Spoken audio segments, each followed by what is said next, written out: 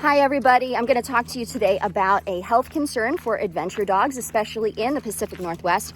In Oregon specifically, you find foxtails, which is the topic, very often. You really can't avoid them here in the summer. They could be anywhere. I mean, here we are in the middle of the forest, and right there, where there's some long grasses growing, I mean, they could be there. You just don't know until you see them. But certainly you can avoid certain ecosystems where they're more likely to grow and appear. If you live in the Eugene area or the southern Willamette Valley area, they are more prevalent there, just for your awareness. Now, that all being said, setting the scene that they're all over the place, I have only seen with all the dogs that I work with, and I work with a lot every single day, it's only happened one time in my entire, many years of working with dogs at this point, taking, 10 plus out every single day.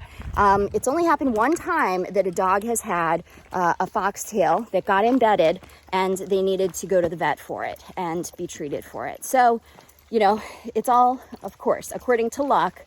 You could have a dog that has 3 in their lifetime, or nothing ever. And so all I'm saying is, in my experience, it's a very rare thing for these to become problematic.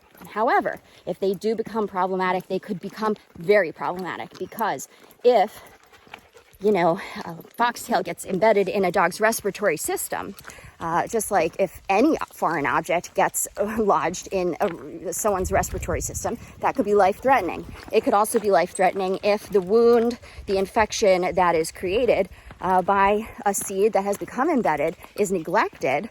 A major infection, if it happens, again, very rare, but if it happened, it could be life-threatening. So you want to be up on this information. So what you want to look for is, aside from just avoid areas where they are most common, but second of all, if you take your dog hiking, and which you should do because the benefits outweigh the risks of any of the risks of, going adventuring, hiking, whatever, for us and for animals, in my humble opinion.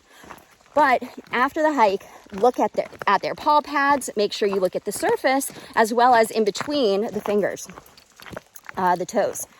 And make sure if you see anything that it's removed right away. If you find something that is slightly embedded in any area, you want to use some tweezers, make sure it's all sanitary and clean, and then remove the pieces that you see as carefully as possible, because the parts of the plant, the parts of that seed can get embedded in the skin or in the gums or anywhere else, and they could break off and leave a little piece, just like a splinter. If you or I or anyone were to get a splinter, a little piece can be left inside. So just make sure you get the entire thing. If you are concerned in any way, shape, or form, you don't think you can do it yourself, or it's already become infected, or you notice your dog scratching, showing a lot of attention to a certain body part, take them to the vet. Have the vet take care of it. And most likely the vet will just do a quick extraction, no issue, no problem. But on the rare circumstance that it has become truly, truly embedded and is causing a severe infection, or it's in a part of the body that is more vulnerable or more essential to just, the basics of sustaining life, like breathing, then clearly they'll have to do whatever surgery is necessary to help your dog. So, just look, bathe, and brush your dog, and they should be totally fine.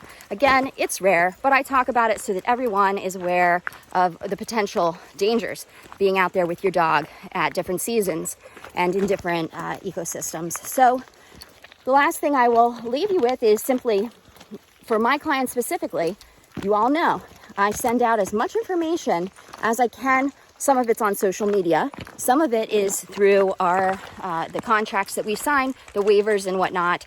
I send out as much information as I possibly can to you, so that you know of all the risks when sending your dog on an adventure, and so that you can make the right decision for your individual pet. So make sure that you stay in the loop with all those mailings and the videos and whatever I send out, so that you can keep your dog safe. All right, happy trails, happy adventures, and thanks for watching.